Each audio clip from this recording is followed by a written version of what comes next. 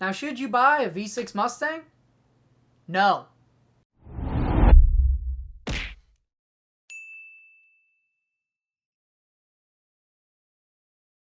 Welcome back, everybody, to the MMC YouTube channel. Today's going to be an interesting video because I'm going to be doing a review on my 2011 V6 Mustang, the Mini Shape. Now, I didn't own my V6 Mustang for that long. I owned it for 8 months approximately before I traded it in. I got it in November of 2021. Bought it at a small dealership in Atlanta, Georgia. And, well, they stiffed me. The story goes, for getting my V6 Mustang, I was looking at a different Mustang that I was wanting to fix up, and it fell through because I couldn't get the engine started. So I hopped on Facebook Marketplace and Car Gurus and found this guy right here.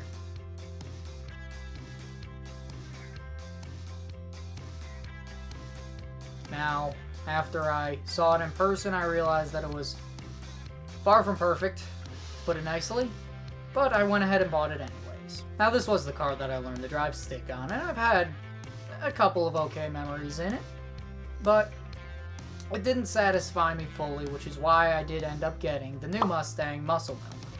But now, since I have the new car, I never made a review video of the old car.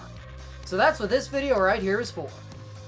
Now, my Mustang was an S197 with a 3.7 liter V6. Now, you can get a 3.7 liter in an S197 and an S550 up until about 2017. Now, the 3.7 liter is a decent motor. It comes with 305 horsepower. You can tune it decently, and there is actually aftermarket support on it. Audio Mafia Racing makes a pretty cool turbo kit, and ProCharger also makes a supercharger kit for it as well. There's even one crazy guy online I saw bolted a Shelby TVS on top of it.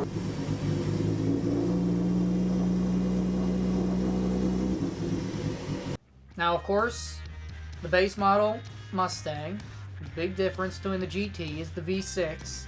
Other than that, most of it is the same. There's subtle differences in the seat, minor gearing changes between the GT and the base model.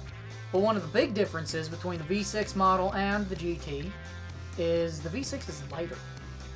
Like, a good bit light. Like, maybe 100 or 2 pounds lighter. Now, I know BMR makes some front K-members that really lighten the front. If you comboed that with the V6, that'd be a light front end.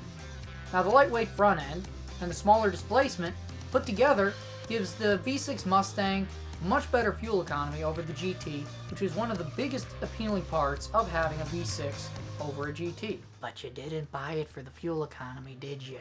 Now, fuel economy does make the V6 Mustang a decent daily driver, but there's one big problem that gets in the way of this being a good daily driver. That being the price! Now, the reason I bring up the price is because if you want a good daily driver, you want something that's reliable, and more specifically, not broken. Now, of course, when I bought my 2011, it had a lot of things broken. Some things, like bodywork, that I really couldn't fix. I don't know if I have any footage of this, but there was a crease in the fender that would have been really difficult to take out, especially since it was on a body line, and that's really not something you want on a car. Not to mention all the speed holes that it had for fuel economy reasons. That's an aftermarket mod for you youngins. Now, the price to buy a non-beat-up, reliable V6 Mustang, at least the S197s, could run you anywhere from $10,000 to $15,000 just for a V6. Now, with the vehicle market post COVID-19.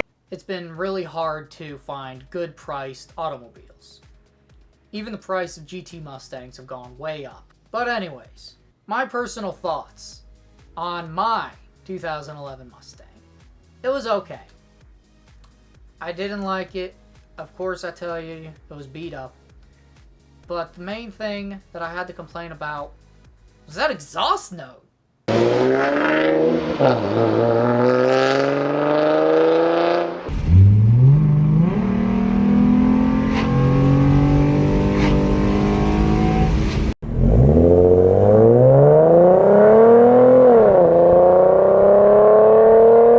Now, V6 Mustangs, at least the 3.7 liters, have horrible exhaust on it.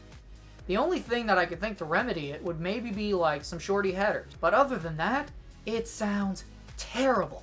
Straight pipe it, put a muffler on it, do whatever you want. It is going to sound horrible. They will never sound like V8s. There's nothing you can do to get it to sound like a V8. Except maybe like headers and a fake cam idle. But that's tacky.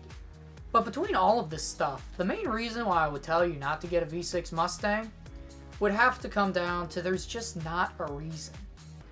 For around the same price, you could get yourself a 3-valve V8 Mustang of an older model year and have what I, in my opinion, think will be a future classic compared to an exhaust note that sounds like this.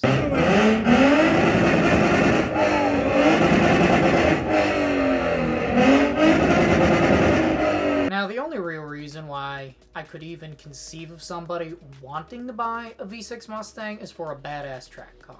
In which case, I'd probably have to go with an S550 over an S197, in which case the prices on those are running from anywhere between 15 grand to 20. But if you had money and you wanted to make a really nice track build, you know, S550 V6, BMR front K-member, and a turbo, and you'd have yourself a really evenly weighted car with great handling, that's the only reason why I think you'd ever want to buy a 3.7. Now, as far as buying a 3.7 S197, no. Don't. Why? Now, I'm doing a lot of trashing on people who want to buy an S197 V6. So why did I buy one? And it was for a stupid reason. Now, I wanted to do a motor swap. In short, I basically bought it for a shell car. And it was an overpriced shell car at that. But, thank God, I have come to my senses and I have gotten a GT. So now I'm part of the Coyote gang. And I'm also $20,000 in the hole.